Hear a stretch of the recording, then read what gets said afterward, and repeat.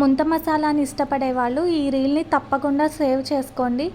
ఈ వీడియోలో ఒక మంచి స్నాక్ రెసిపీని మీతో షేర్ చేసుకోబోతున్నాను. దానికోసం స్టవ్ మీద కళాయిని పెట్టి ఆయిల్ వేసుకొని హీట్ అయిన తర్వాత అటుకుల్ని వేయించి తీసుకోవాలి.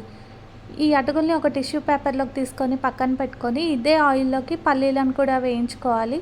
ఇందులోకి నచ్చిన వాళ్ళు పుట్నాల పప్పును కూడా వేసుకోవచ్చు. ఇప్పుడు ఒక బేషన్లోకి వేయించుకున్న అటుకులు, పల్లీలు, అలానే సన్నగా కట్ చేసుకున్న ఆనియన్స్ని వేసుకోవాలి. ఇప్పుడు ఇందులోకి టేస్ట్కి సరిపోను సాల్ట్, కారం, ధనియాల పొడి, చాట్ మసాలా, సన్నగా కట్ చేసుకున్న కొత్తిమీర, నిమ్మరసం వేసి మొత్తాన్ని బాగా మిక్స్ చేసుకోవాలి. ఇదంతా ఇలా కలుపుకున్న తర్వాత దీన్ని బౌల్లోకి తీసుకొని సర్వ్ చేసుకుంటే ఎంతో టేస్టీగా ఉండే అటుకుల మసాలా అనేది రెడీ అయిపోతుంది. ఇందులోకి నచ్చిన వాళ్ళు మిర్చి బజ్జీని వేసుకున్నా కూడా టేస్ట్ చాలా బాగుంటుంది. వీడియో నచ్చితే వెంటనే లైక్ చేసి షేర్ చేయండి.